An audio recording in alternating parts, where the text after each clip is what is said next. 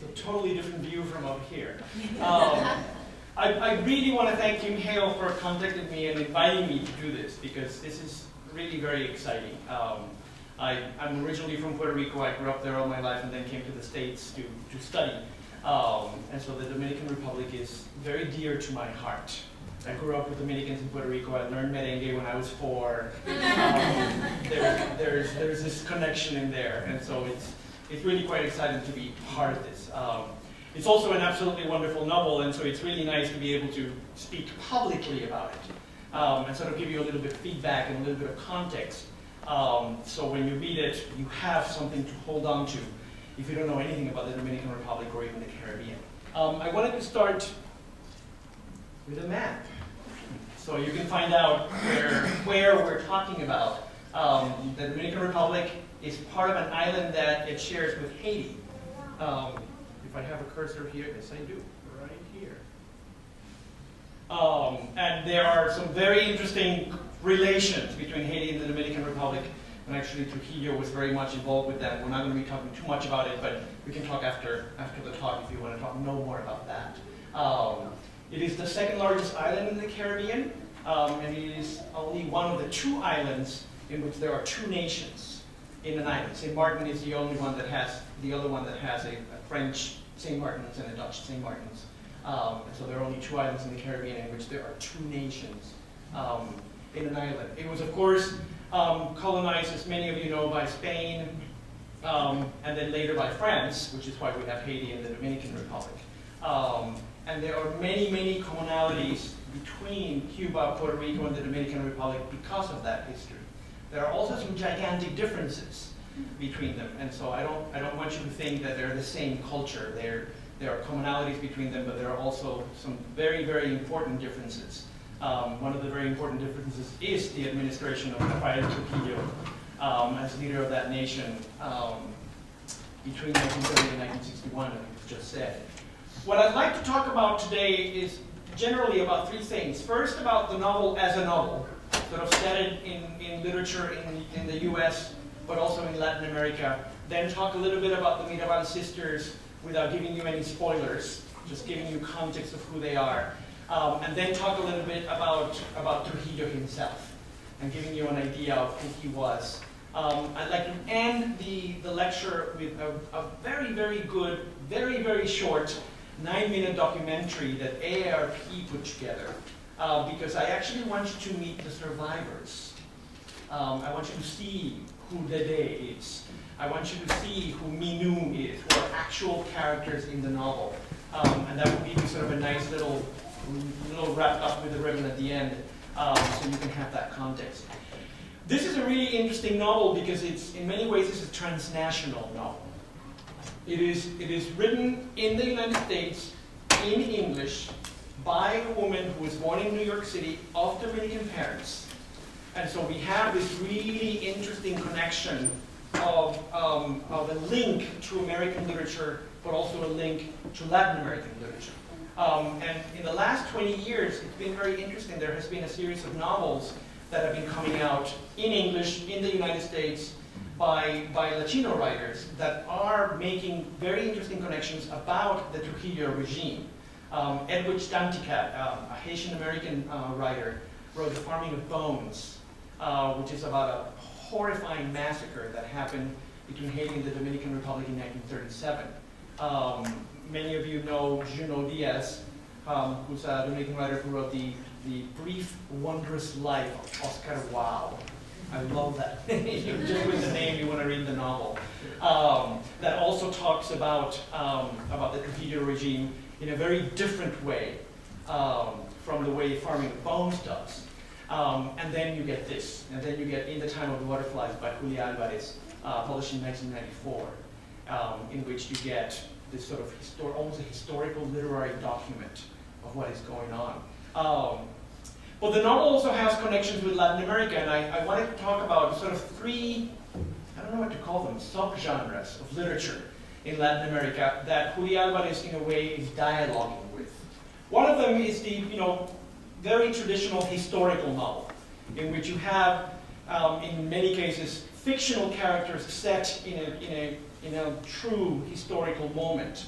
And many of those, you know, we have them in the United States, we have them all over Europe. It's sort of something that in universal literature has happened a lot. There is a very famous writer from Mexico, Carlos Fuentes, who was very famous, that many of his novels were characters were made up by him, but they were inserted into historical moments of Mexico or Latin America with great success. I mean, he's a really wonderful writer. There's a second genre that can't be really called fiction, even though it's called novel. It's called the testimonial novel. And the testimonial novel is almost a genre in itself in Latin America, in which you have the techniques of the novel used using interviews of a real person that was interviewed usually by an anthropologist or a sociologist, and then that person tells their life. The most famous one is done by an indigenous Guatemalan woman called Rigoberta Menchú. The translation of the book in English is called I, Rigoberta Menchú, and a Venezuelan anthropologist interviewed Rigoberta Menchú for hours, edited the interview, and sort of created a text. But the whole thing is told as a narrative with the technique of a novel, with exposition and character development and conflict, internal conflicts, and all of those kinds of things. But it is still very much based on the real interviews of someone who actually spoke to that person and put them together. The third type of subgenre is something that in English is called non-fiction novel, in which you're using, it is a novel, it is a fictitious piece of work, but you're using a lot of historical documentation to base that. And the master of that in Latin America is Mario Vargas Llosa, who won the Nobel in 2010, and who also wrote a novel about Trujillo, about the assassination of Trujillo. And in those novels, there are historical characters that are inserted in there. There is a lot of historical research that is put in there, but it is very much a novel. It is not a historical document, it is very much a novel. And I really think that Julia Alvarez is sort of playing with something between these three. It's not a testimonial novel because she didn't go and interview the Mirabal sisters, although she did interview the surviving sister. But there is the notion that she's doing that in the sense that many of the sections are in the first person. And you have the diary of Maria Teresa sort of talking about what is happening to her in church, in jail, and all of those things. And so there's a play with that. It's not literally a testimonial novel, but it is playing with that. It is most definitely a historical novel in the sense that she's sort of inserting this sort of fictionalized world into a very real moment. And it is, in many ways, a non-fiction novel because the Mirabal sisters existed. They're not made up. And it's one of the things I love about this novel, that Julia Alvarez didn't have to make up for fascinating, intelligent, rebellious women who really fought in a very interesting way, not in the traditional way, but in a very interesting way. And that's part of what I find incredibly intriguing about the novel itself. In many interviews, Julia Alvarez has always talked about that she realizes that she needed to add a lot of fiction because there were many things that she just didn't know, that no one really knows. And so she realizes that she's not making something accurately historical, but that at the same time what she wanted to do was to use fiction to create it in the spirit of the Mirabal sisters. And that's what I find so intriguing in general about literature, about being able to not being a historical document in the historical sense of the word, but being a historical document in the literary sense of the word. That you can recreate a world, a cultural world, a religious world, a political world, a social world, by using sort of fiction techniques, which is really quite wonderful. Where did I go? Here. One of the things that you might not know, and I really want you to know, is that they are national heroes. Okay? These women are in the stamps. That's always a key. They're in stamps. They're in statues. They're in monuments. There is a museum. Okay? Kids go to the museum to learn about the history. It's something that has become very much part of the Dominican Republic, very much part of the history of this country. So it's not just that Julia Alvarez was interested in them and wrote a novel. She is dealing with one of those mammoth moments in the history of the Dominican Republic because of what they did, and because of who they were. The other really fascinating thing is that there is something very intriguing about the way the Mirabal sisters were treated while they were alive and then later, because not only were they women, but they were always seen as mothers, and they were seen as wives.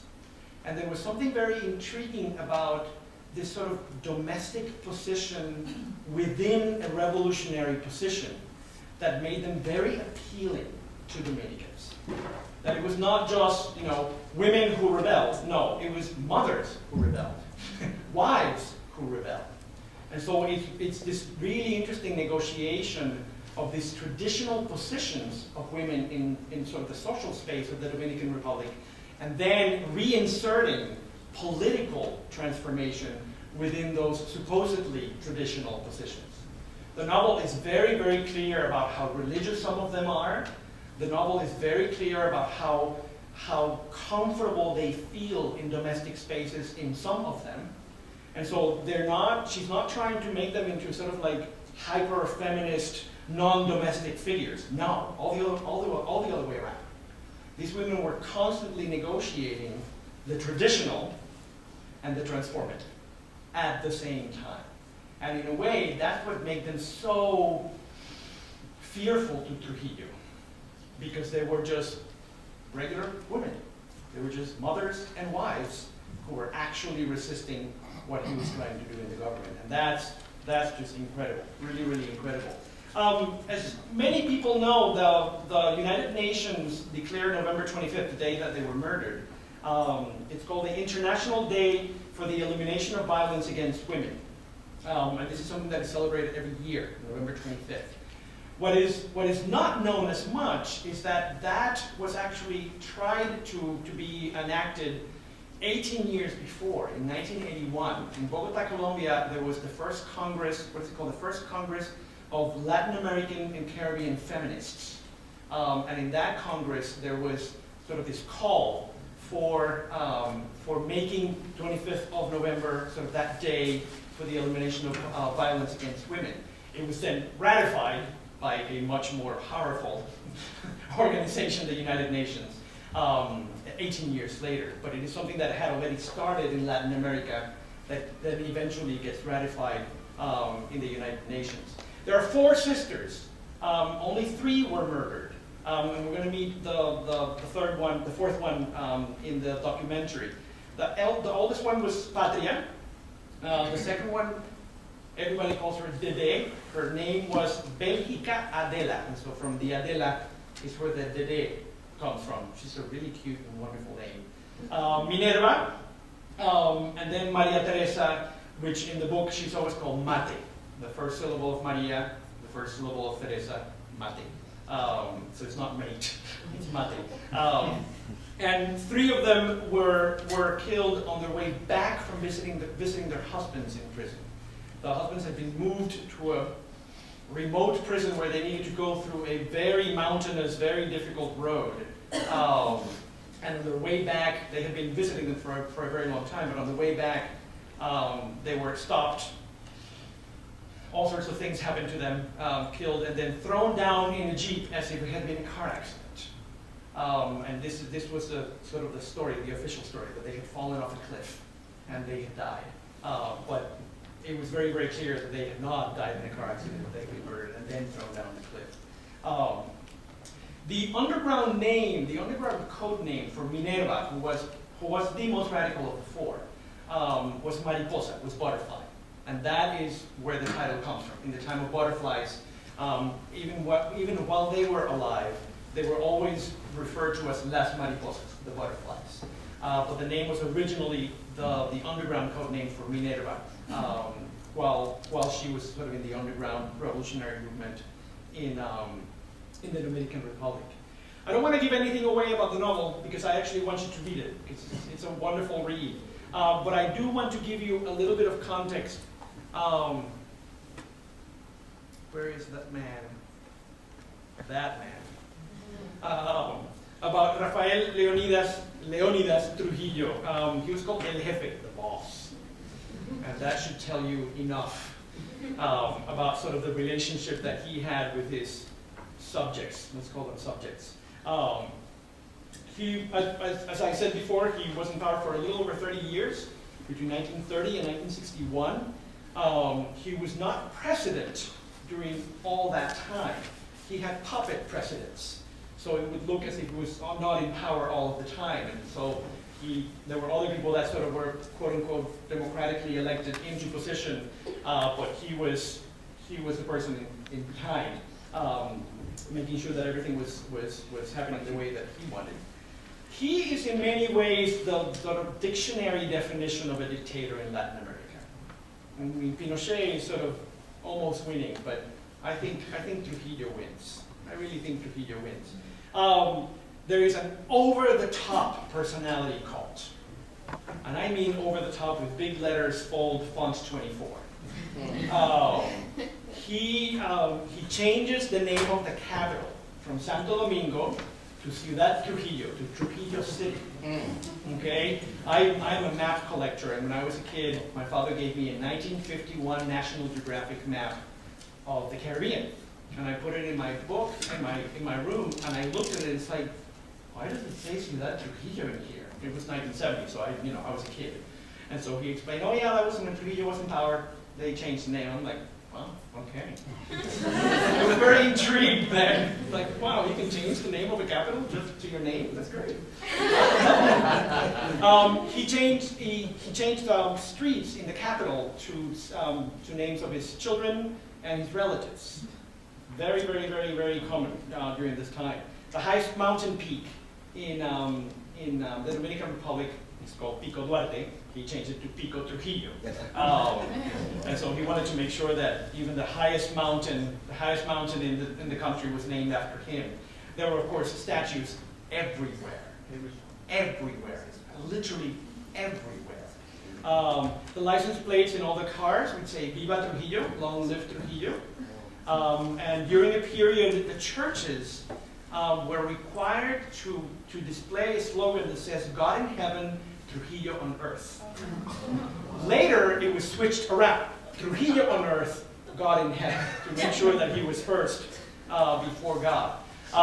One of the interesting things in the novel that you will see is this very interesting tension between the Roman Catholic Church and Trujillo in his very last years, which is something that in a way is connected to the Mirabal sisters, but I don't want to give too much away about that. But it's a very, very interesting way of sort of thinking about it.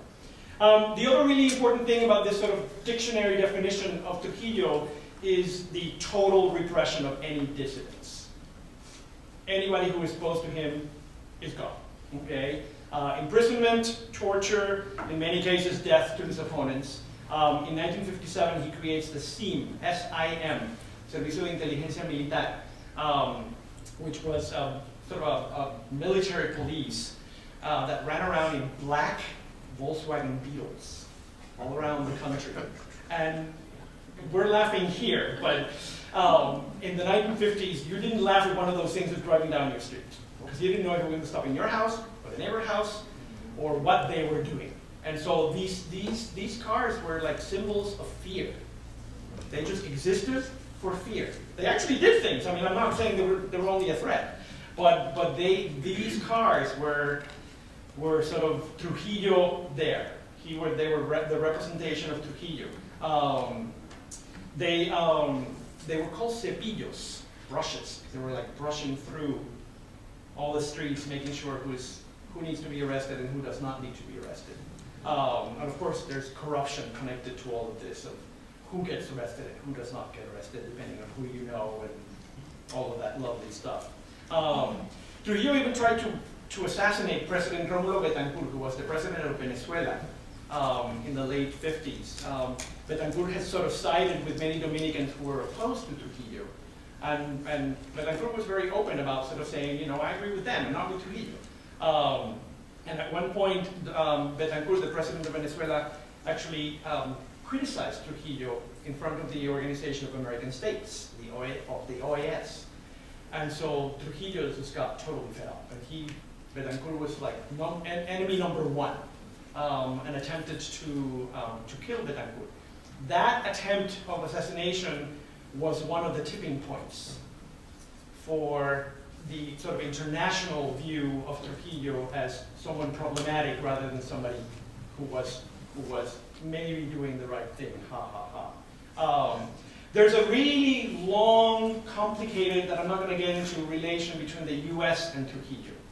But part of the reason, part of the militarization of the Dominican Republic that happens during Trujillo actually starts with the American occupation of the Dominican Republic between 1916 and 1922. And so he's sort of growing up in that very militarized system.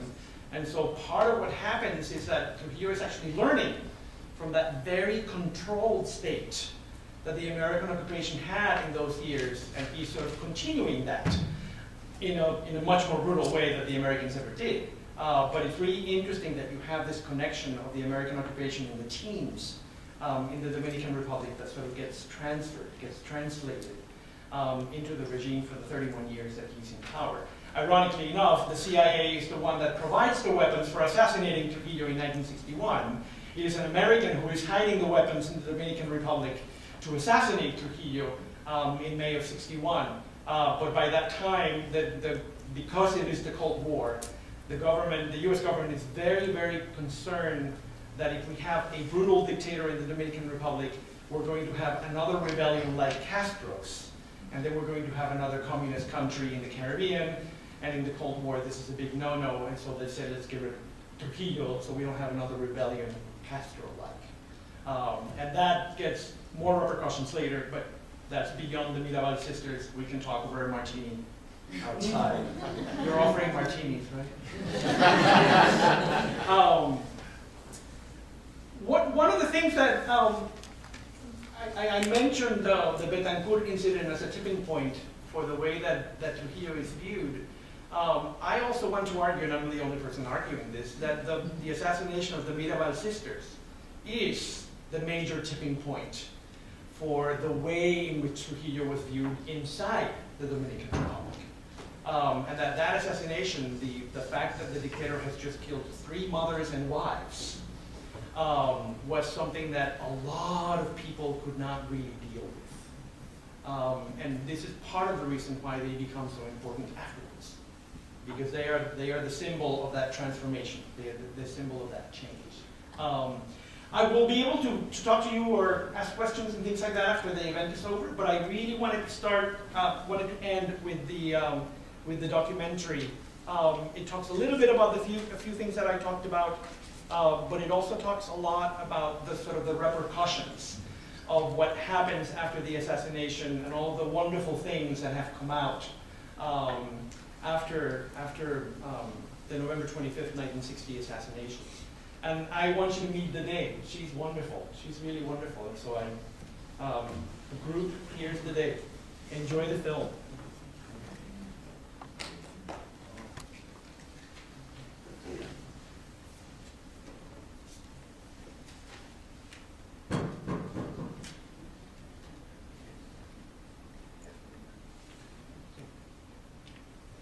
It's processing. Welcome to technology.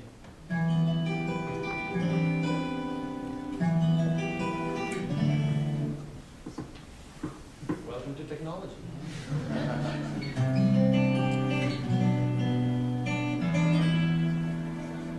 Dede Mirabal has devoted the past 50 years to sharing the story of her sisters, 3 great heroines in the Dominican Republic who have become symbols of freedom worldwide.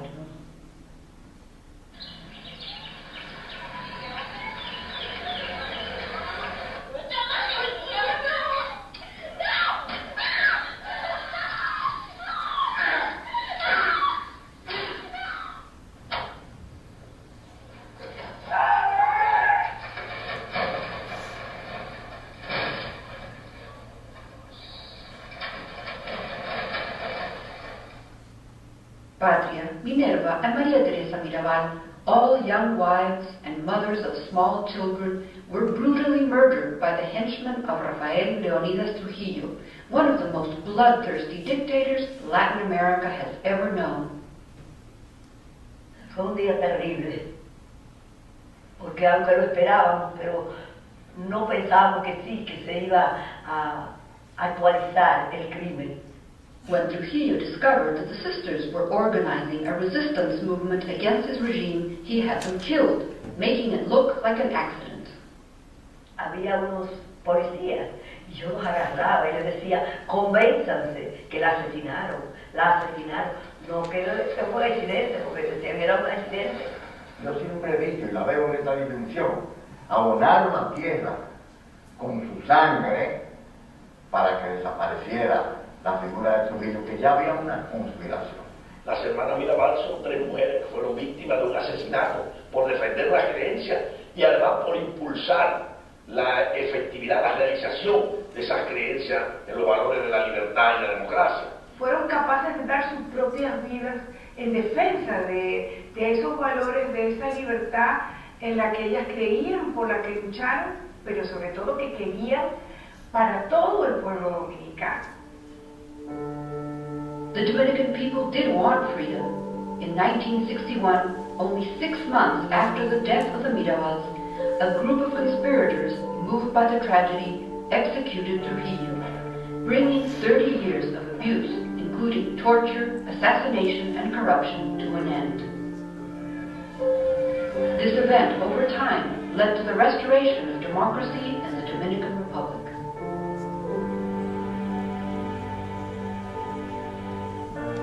November 2010. 50 years have passed since the tragedy.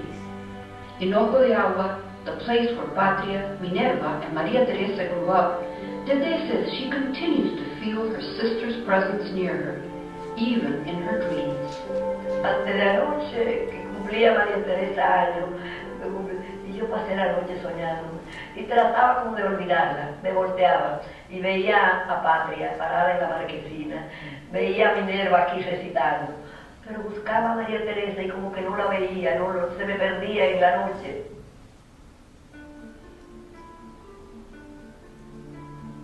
The Mirabal Museum, created by Dede over the years in honor of her sisters, receives hundreds of visitors a day. This year alone, 70,000 passed through, most of them young Dominicans.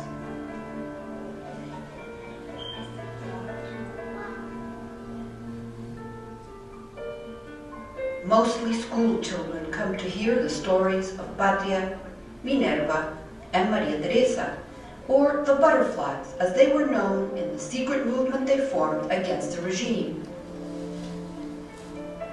When they arrive at the graves, the children are moved. ¿Y por qué murieron las hermanas Mirabal? Porque lucharon por liberar nuestro país del régimen de Trujillo. Cuando ellos, lo primero que me preguntan cuando llegan, ¿y por qué a ustedes no la mataron? Entonces yo digo, para contarle a ustedes la verdad. Hay una juventud que no conoció eso. Entonces hay que darle oportunidad de que ellos sepan realmente lo que aquí pasó, para que no permita que vuelva a pasar. In 2009, Dede published Vivas en su Jardín, Alive in Their Garden, a book with new, heartbreaking details of the story.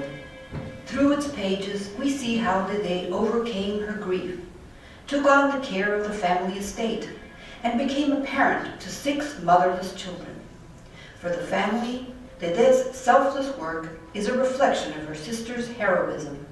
Ella coge, como decimos aquí un poco popularmente, como gallina, cueca, y mete todos los pollitos debajo del ala.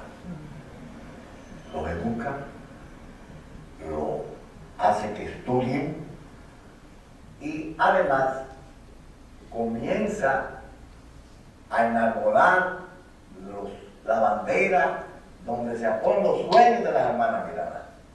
Esa entrega del esfuerzo de cada día, el defender en cada instante el ejemplo, el recuerdo, concita mucho menos admiración, pero si te pones a mirarlo de cerca, es tal vez más difícil que el otro, ¿no? Que los grandes gestos, que las grandes entregas. Y yo voy a permitirme hacer una sugerencia, porque realmente... Minutos Tavares says that as a congresswoman, she always keeps those dreams close, especially those of her mother, Minerva Mirabal, and of her father, Manolo Tavares, another great Dominican leader. A veces tengo que votar o decidir con respecto a un tema y tengo dudas y a veces nada más pensar, bueno, ¿y qué diría mi madre o qué diría mi padre de esta decisión que yo puedo tomar? Y eso simplemente me sirve para aclararlo todo, ¿verdad?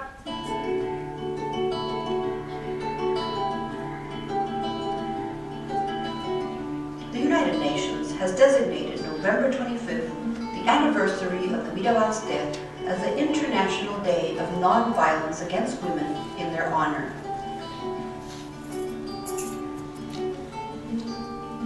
This year, the date is especially significant because it marks a half-century since the tragedy took place. In the Dominican Republic, a series of events are scheduled around the country. The family says these will serve to remind people they must go on fighting for the dreams of the butterflies. Libertad, libertad, libertad, ¿verdad? La juventud está dormida, tiene que despertar, recoger las banderas que dejaron las hermanas Mirabal, llevarla a los picos más altos de la historia para que comencemos a consolidar una democracia. Nos toca a nosotros continuar con esa bandera, seguir trabajando, tal vez ahora como debe, sin tanto heroísmo. Qué bueno que podamos luchar por eso sin necesidad de poner en riesgo nuestras vidas, de que nadie, ningún hijo o hija quede huérfano, porque sus padres creyeron en valores, en derechos que todos y todas tenemos. This 50th anniversary arouses mixed feelings in the day. Grief on the one hand, but happiness that her sister's sacrifice is being recognized everywhere around the world. Tener la libertad que tenemos hoy, que todo el mundo pueda enterarse de lo que pasó con lujo de detalles. ¿Y qué más que eso? Que ha sido un ejemplo para el mundo, no para nuestro país, hasta para el mundo, que estas mujeres jóvenes, madres llenas de ilusión con sus hijos, entregaran su vida por la libertad del pueblo.